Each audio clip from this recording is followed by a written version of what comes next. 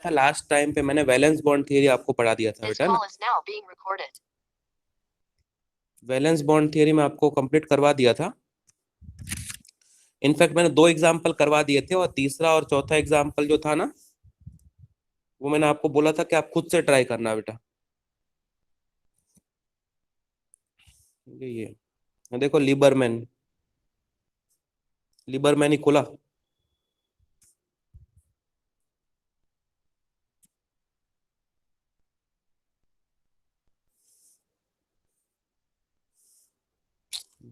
यार रुको, मुझे ढूंढने दो फिर अभी। कोऑर्डिनेशन कंपाउंड की नोट्स कहाँ होगी?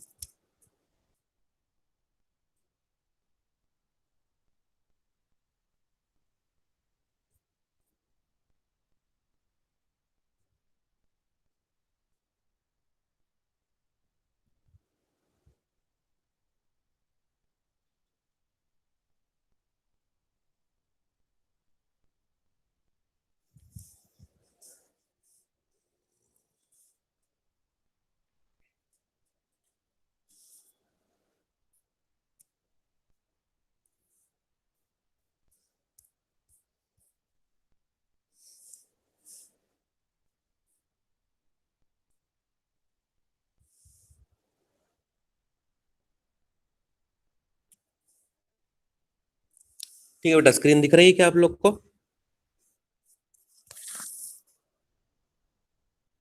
Yes sir. ठीक है ना? अच्छा, हाँ, थर्ड मैंने आप लोग को बोला था कि NiCN4 2 नेगेटिव, इसका वीबीटी आप लोग सॉल्व कर लेना, ऐसे मैंने बातचीत करी थी आपसे। ठीक है, एक बार जिन जिन लोगों ने सॉल्व किया है नहीं किया है वो एक बार देख लो बेटा। मैंने आपसे बोला था कि सबसे पहले मॉलिक्यूल देख के आपको उसका कॉन्फ़िगरेशन लिखना होता है, और उससे पहले आपको उसका एटॉमिक नंबर पता होना चाहिए बेटा। ठीक है, तो जैसे निकल होता है, तो लाइन से अगर हम लोग पढ़ें, scandium, titanium, vanadium, chromium, manganese, iron, cobalt, निकल। ठीक है, तो वो 28th नंबर पे आता है। ठीक है, तो ये देख के ही आपको पता चल जाएगा बेटा 28th नंबर पे आ रहा है। तो उसका कॉन्फ़िगरेशन क्या होगा, तो आर्गोन तो आप लिखोगे ही, और उसके बाद में 3D8 और 4s2। ठीक है ना, पहले 4s2 और बाद में 3D8 भी लिख सकते हो, इससे कोई फर्क नहीं पड़ेगा। पहले आपने भरा तो 4s को ही है बेटा, है ना। 4s2 भर जाने के बाद में फिर 3D के अंदर 8 इलेक्ट्रॉन्स को आपने डाला। अब इसके अंदर इसका ऑक्सीडेशन नंबर फिर मैं निकालने को बोला था आपको, तो निकल का आपने क्या ले लिया बेटा, एक्स। एक साइनाइड का -1, तो 4 का कितना हो गया, -4। -4। और ओवरऑल 2 कितना हो आएगा गया, सर। टोटल 2 -4 आएगा। इक्वल टू हो गया, तो +4 हो गया, और 4 - 2 इज इक्वल टू 2। तो निकल का जो ऑक्सीडेशन नंबर है वो 2 आ रहा है। 2 का मतलब 2 इलेक्ट्रॉन का लॉस करवाना है, और जो इलेक्ट्रॉन है वो हमेशा आउटर मोस्ट शेल में से निकलता है।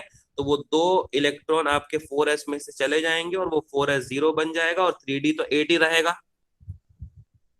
ठीक है, अब उसका जब ऑर्बिटल डायग्राम आप बनाओगे तो 4s के अंदर कोई भी इलेक्ट्रॉन नहीं आएगा, और 3D के अंदर इलेक्ट्रॉन तो जरूर आएंगे, 3D के अंदर इलेक्ट्रॉन्स आएंगे। 8 इलेक्ट्रॉन आएंगे, और हंट्स रूल को फॉलो करते हुए आएंगे। ठीक है, वन, एक इलेक्ट्रॉन पहला, फिर दूसरा, फिर तीसरा, फिर चौथा, फिर फिफ्थ, फिर सिक्स्थ, फिर सेवंथ, और फिर एट। यस। ठीक है, अब उसके बाद में Ni+2 के बाद में पूरा का पूरा आपको कॉम्प्लेक्स लेना होता है NiCN4 2 नेगेटिव। लेकिन आपको बताया गया है कि जो साइनाइड है वो स्ट्रॉन्ग फील्ड का लिगेंड है, तो 3D के अंदर वो क्या करवाएगा, तो सारी पेयरिंग करवा देगा। तो ये जो एक इलेक्ट्रॉन है वो इसके साथ में पेयरिंग हो जाएगा। तो अब देखो कि ये पूरा का पूरा भर चुका है। अब जो साइनाइड है वो 4 की क्वांटिटी में है, तो जब आप 2 से मल्टीप्लाई करोगे तो 4 2 आपका कितना आ जाएगा, 8 इलेक्ट्रॉन। 8 इलेक्ट्रॉन आ गए, और ये लिगेंड के इलेक्ट्रॉन को आप क्रॉस से रिप्रेजेंट करते हो। डी का एक डब्बा खाली था, 2 इलेक्ट्रॉन इसमें, एस में 2 इलेक्ट्रॉन, और पी में 2 इलेक्ट्रॉन। ठीक है, ये खाली होना चाहिए। ठीक है, तो ये हो जाएगा, ये कुछ नहीं है उसके अंदर। 8 क्रॉस आपने प्लेस कर दिया, तो उसमें एक डी इन्वॉल्व हुआ, एक एस इन्वॉल्व हुआ, और 2 पी इन्वॉल्व हुए। तो DsP2 will be the hybridisation. और कल के लेक्चर में जब मैंने VBT स्टार्ट करी थी, तो मैंने आपको हाइब्रिडाइजेशन के साथ में उसका शेप बताया हुआ था। तो अगर sp3 होता है तो वो टेट्राहेड्रल होता है, और DsP2 होता है तो वो स्क्वायर प्लेनर होता है।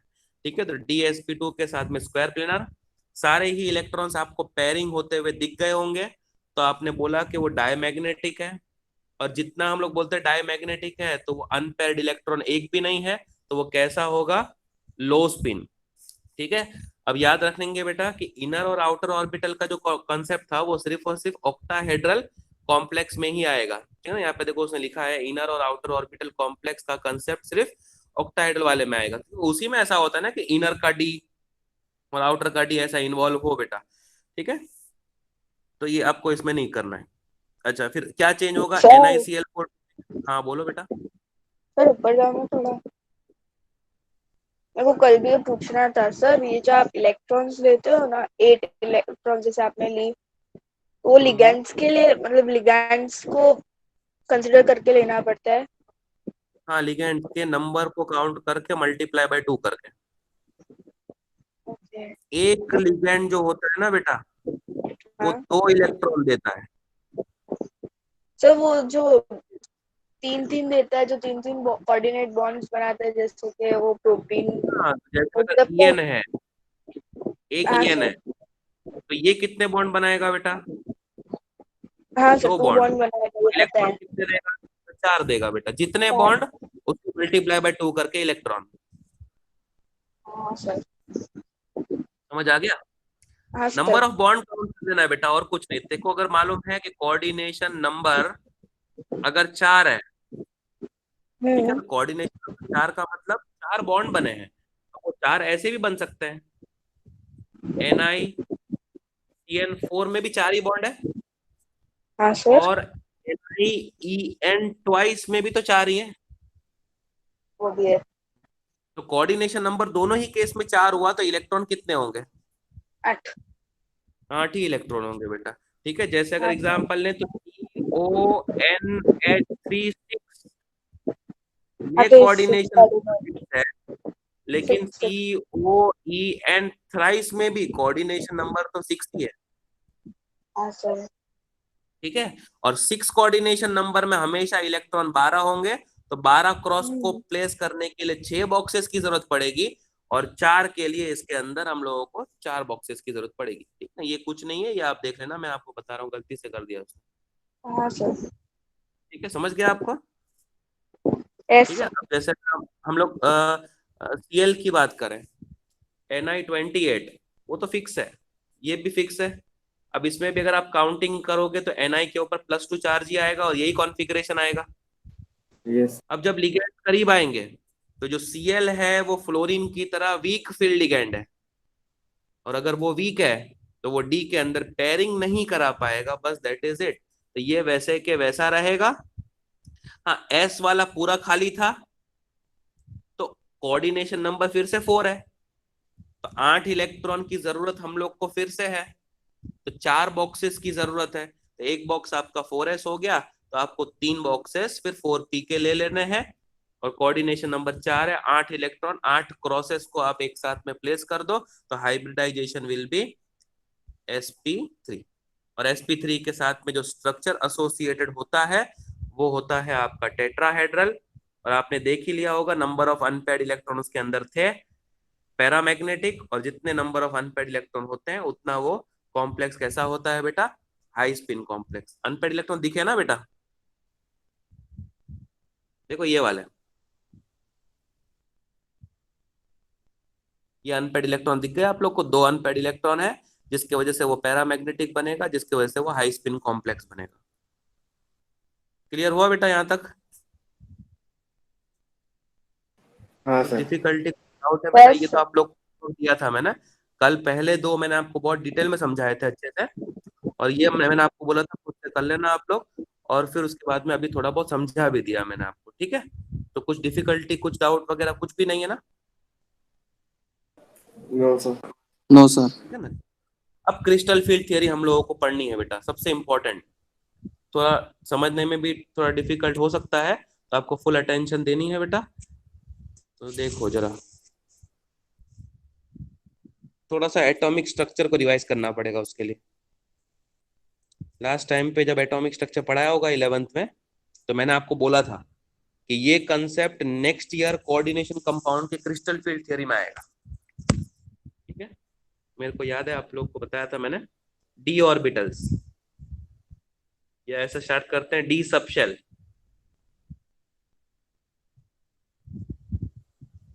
डी सबशेल की बात करूं तो डी सबशेल के अंदर कितने ऑर्बिटल्स होते हैं?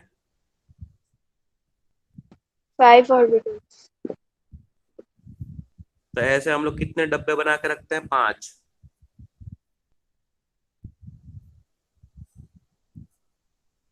ऐसी बनाते हैं। उसमें एक yes, होता है डी एक्स वाई बराबर d Y Z.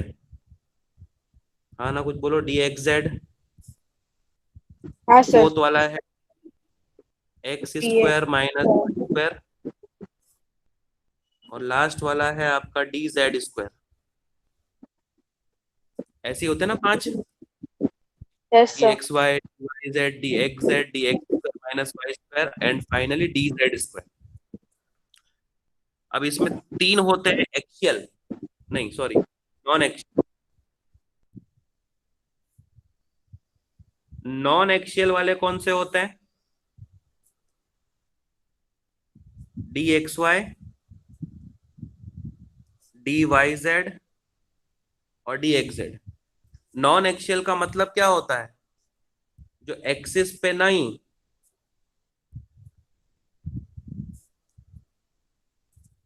Between the axis present हो। D x Y, D Y Z, D x Z non axial है, मतलब बिटवीन द एक्सिस प्रेजेंट है। अब बिटवीन द एक्सिस से हम लोग क्या कहना चाह रहे हैं? वैसे इन लोग का शेप कैसा होता है बेटा?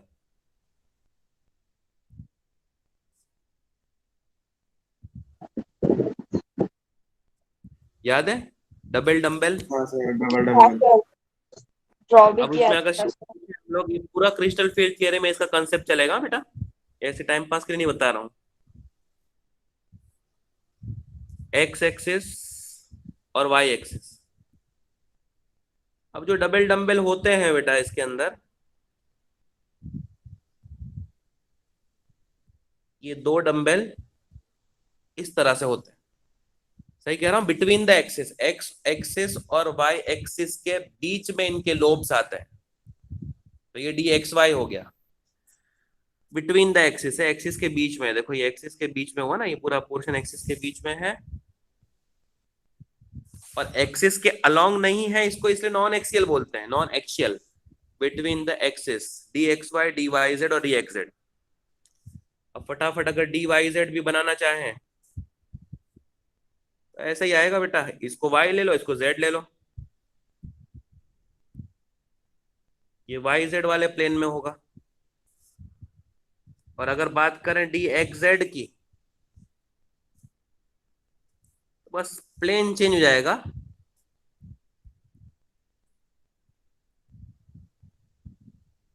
एक्स जेड प्लेन में हो जाएगा। और बाकी के दो फिर इसके अंदर एक्सियल भी होते हैं, एक्सियल डी ऑर्बिटल्स। मतलब जो एक्सिस के अलोंग हो।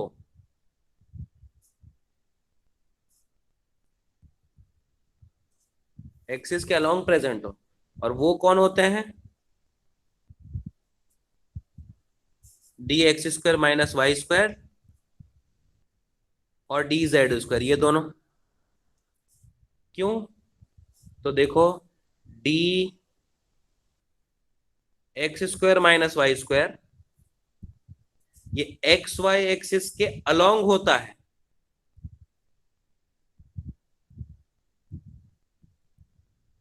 इस तरह से याद आया? और जो हाँ डी सर। जेड स्क्वायर होता है,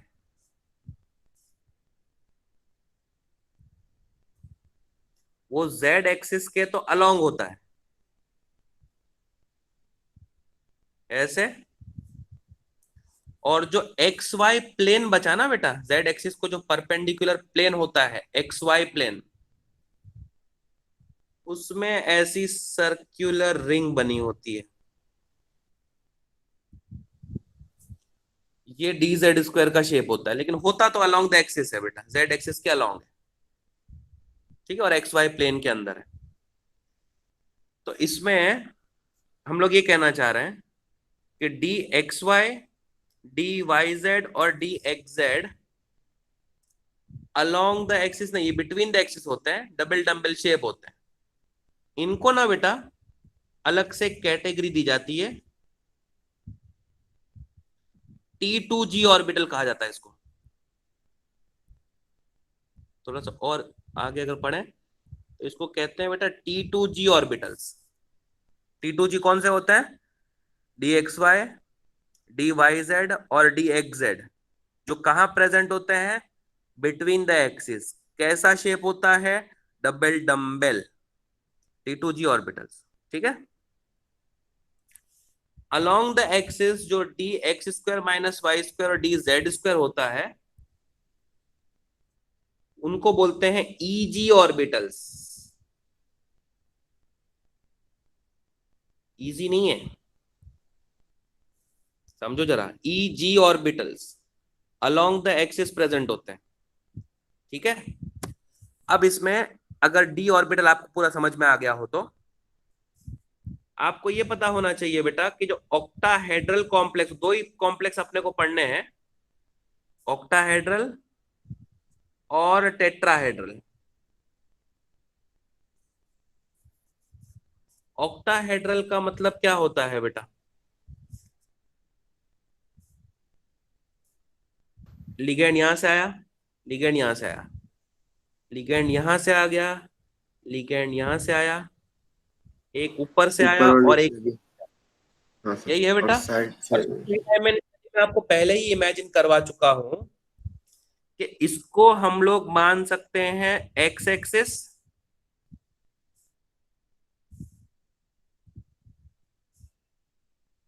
इसको हम लोग मान सकते हैं वाई एक्सिस, और इसको हम लोग मान सकते हैं जेड एक्सिस। तो ऑक्टाहेड्रल में जो लिगेंड्स आते हैं वो एक्सिस के अलोंग आते हैं। क्या बात तो समझ में आ रही है? Yes sir. ठीक है। तो देखो ये दो चीजें हैं, मेटल के पास कौन से ऑर्बिटल होते हैं? D orbitals. डी ऑर्बिटल्स कितने टाइप के होते हैं? दो।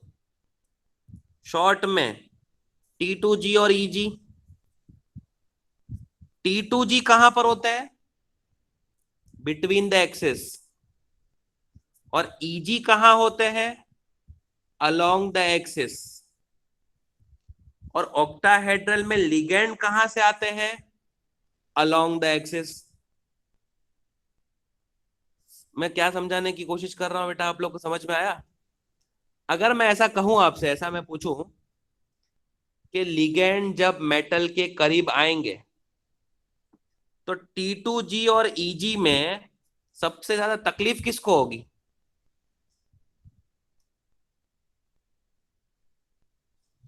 अगर मेटल के लिगेंड्स आते हैं ऑर्बिटल कॉम्प्लेक्स में, तो T2G और मेटल के पास 5 ऑर्बिटल है, d x Y, D Y Z, D x z, D x square minus Y square, d Z square, और उसको दो कैटेगरी में डिवाइड कर दिया हमने, T2G और EG। मुझे बताओ कि अगर लिगेंड आते हैं अलोंग द एक्सिस तो कौन से डी ऑर्बिटल को तकलीफ होगी? जो अलोंग द एक्सिस प्रेजेंट है। हाँ सर, T2G। वो बेटा अब क्या, तू भी T2G तो बिटवीन द एक्सिस है। सॉरी सर, गलती से वो सुन लिया। देखो तो वो अलोंग EG द आ गया। एक्सिस आपका EG, हम्म, और बिटवीन द एक्सिस आपका है T2G। T2G। ठीक है। अब यही ऑब्वियस ही बात है ना बेटा कि हम दो लोग चल रहे हैं, हम दो लोग चल रहे हैं, अगर मैंने ए पाथ लिया हुआ है, आलिया ने बी पाथ लिया हुआ है, और माधव आ रहा है बी पाथ से सामने से, तो तकलीफ मेरे को थोड़ी होगी, मैं तो ए पाथ से जा रहा हूं, मेरे को क्या टेंशन? तकलीफ तो आलिया को होगी ना, क्योंकि वो एक एंड से आ रही है बी पाथ से, और सामने से माधव भी आ रहा है ना? तो यस रिपल्शन सर। आलिया और माधव के बीच में होगा, मेरे को कोई टेंशन नहीं है। मतलब मैं हो गया स्टेबल, आराम से स्टेबल हूं, मैं तो चलता रहूंगा। आलिया रिपल्शन के वजह से अनस्टेबल, और रिपल्शन जब माधव उससे टकराएगा जाके, तो माधव अपना आलिया तो हाइपर हो जाएगी, क्योंकि उसकी स्टेबिलिटी कम हुई तो उसकी एनर्जी बढ़ जाएगी, है ना। माधव के बाल बाल नोच सकती है वो। ठीक है, तो हम लोग, मैं आपको ये सिखा रहा हूँ बेटा, कि D x Y D Y Z D x z D x square minus Y square d Z square, इनको हमने दो कैटेगरी में डिवाइड कर दिया, टी टू जी और ई जी। अब t two g between the axis है और लिगेंड बिटवीन द एक्सिस से आ ही नहीं रहा, तो टी टू जी कोई तकलीफ नहीं उसको, वो स्टेबल है, उसकी एनर्जी कम होगी। लेकिन ईजी जो है वो अलोंग द एक्सिस प्रेजेंट है, लिगेंड भी अलोंग द एक्सिस से आ रहा है, तो उनके बीच में टकराव होगा, रिपल्शन। और अगर रिपल्शन हुआ तो हम लोग बोलेंगे अनस्टेबिलिटी आई, और अगर अनस्टेबिलिटी आती है तो एनर्जी बढ़ जाती है। आपको पता है बेटा कि डी ऑर्बिटल को डी जनरेट बोलते हैं, वर्ड सुना होगा आपने, no d sir. Generate, d orbital को डी जनरेट डी ऑर्बिटल्स बोलते हैं। अब ये डी जनरेट का मतलब क्या होता है बट पता है, सेम एनर्जी के, वो सेम एनर्जी के होते हैं। अगर मैं आपसे पूछूं कि D x Y D Y Z D x z D x square minus Y square d z, इनके शेप अलग अलग होते हैं कि हाँ, शेप अलग अलग हो सकते हैं, है ना। एक एक एक्स वाई प्लेन में होता है, एक वाई जेड में होता है, एक एक्स जेड में होता है, एक अलोंग होता है, एक डोनट शेप का होता है, अलग अलग होता है। लेकिन उनकी एनर्जी के बारे में आप क्या कहोगे, तो उनकी एनर्जी बिल्कुल सेम होती है। तो इनको बोलते हैं डी जनरेट ऑर्बिटल्स। लेकिन मुझे बताओ कि लिगेंड के आने के बाद क्या इनकी एनर्जी सेम रही? नो सर, नहीं, बदल जाएगी। क्योंकि कुछ कुछ लोगों ने काफी स्टेबिलिटी रखी। तो बंद कर दिया, एक मिनट, एक मिनट बेटा, एक मिनट।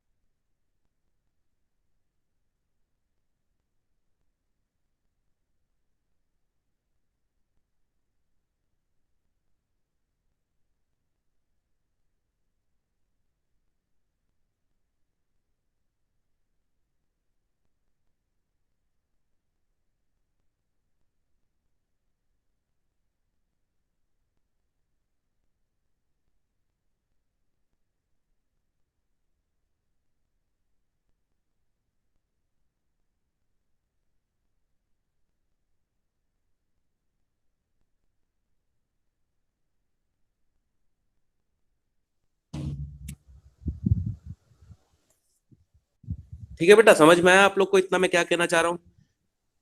ठीक है, तो अब मैं बता रहा था कि डी ऑर्बिटल को डी जनरेट बोलते हैं। तो डी जनरेट का मतलब बेटा वो सेम एनर्जी के होते हैं, लेकिन जब लिगेंड आते हैं ना, तो वो सेम एनर्जी के रह नहीं जाते, इनकी एनर्जी चेंज हो जाती है।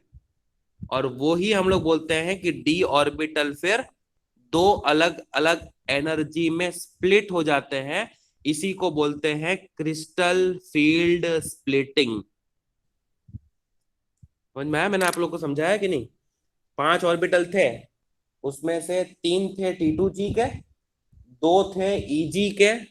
T2G वाले बिटवीन द एक्सिस, EG वाले अलोंग द एक्सिस प्रेजेंट थे। लिगेंड आया तो T2G को कोई तकलीफ नहीं हुई, EG ने रिपल्शन फील करा। तो जो रिपल्शन फील करता है उसकी एनर्जी बढ़ जाती है, और जो रिपल्शन फील नहीं करा वो स्टेबल हो गया, और स्टेबल वाले की एनर्जी कम हो जाती है। इतना समझा पाया मैं बेटा? हाँ ना, कुछ बोलो। हाँ सर। ठीक है, अब आप लोग थियरी देखो।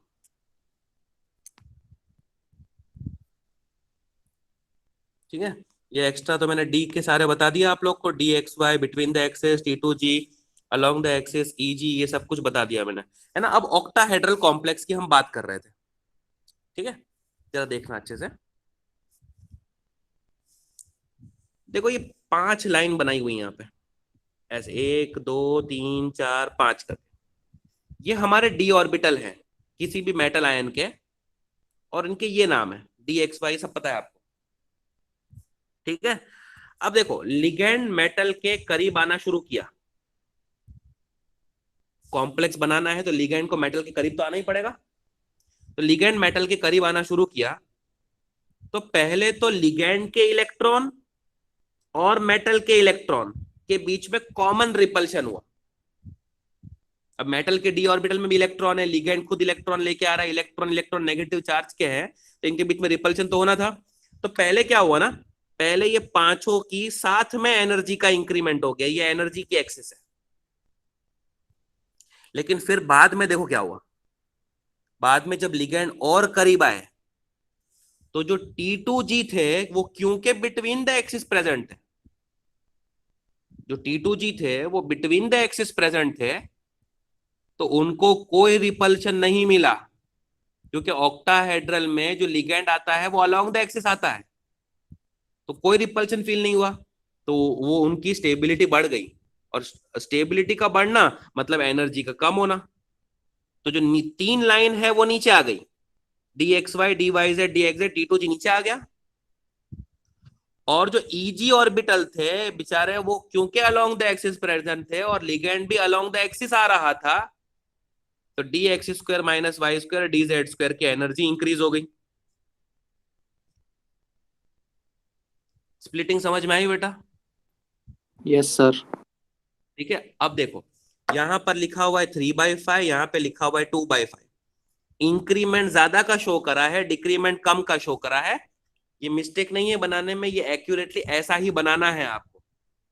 आप लोगों ने law of conservation of energy से सुना है कि energy can neither be created nor be destroyed. तो 2 लोग अगर एनर्जी को ऊपर लेके जा रहे हैं और 3 लोग एनर्जी को नीचे लेके जा रहे हैं, तो रेशो बराबर नहीं होगा। ये 3 लोगों के हिस्से में 2-2 दे दिया, 2 2 और 2, तो डिक्रीमेंट कितने का हुआ? 6 का। एक ऑर्बिटल नीचे गया 2 से, मान लो इधर रिप्रेजेंटेशन है 2 2 और 2, तो टोटल डिक्रीमेंट एनर्जी का कितने का हुआ? 6 का, क्योंकि 3 थे। तो इंक्रीमेंट भी कितने का होना चाहिए? 6 का, क्योंकि यस। 6 जूल की एनर्जी कम हुई है, तो 6 जूल की एनर्जी बढ़नी भी चाहिए ताकि नेट 0 रहे, क्योंकि energy can neither be created nor be destroyed. तो अब एनर्जी को इंक्रीज करना है हमको, तो 2 ऑर्बिटल से करना है, तो हर एक के हिस्से में कितनी कितनी आनी चाहिए? अरे समझा के नहीं? 3 3। हाँ सर, 2 में डिवाइड 3 3। मिला के हाँ सर। 6 का इंक्रीमेंट, 2 2 2 मिला के 6 का डिक्रीमेंट, तो एनर्जी कंजर्व रही ना बेटा? तो समझ में आ रहा है आप लोग को?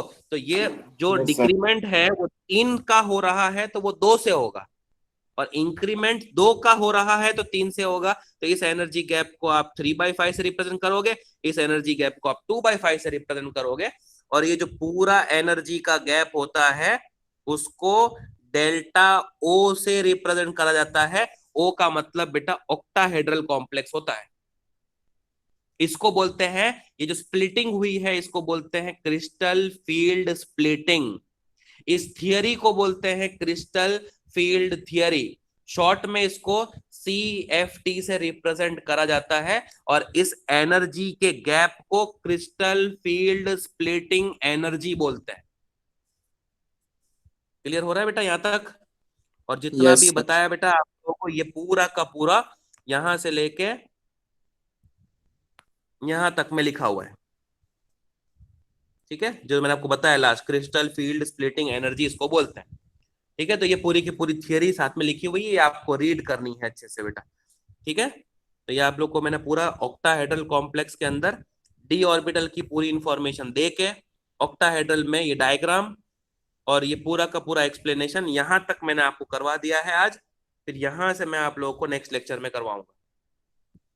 ठीक है, और फिर टेट्राहेड्रल में क्या होगा वो भी मैं आपको नेक्स्ट लेक्चर में बताऊंगा, और फिर उसके बाद में कलर ऑफ द कॉम्प्लेक्स की बात करेंगे बेटा। कल जो मेरा लेक्चर होगा उसके अंदर हम लोग ऑलमोस्ट ये चैप्टर को फिनिश करने की कोशिश करेंगे।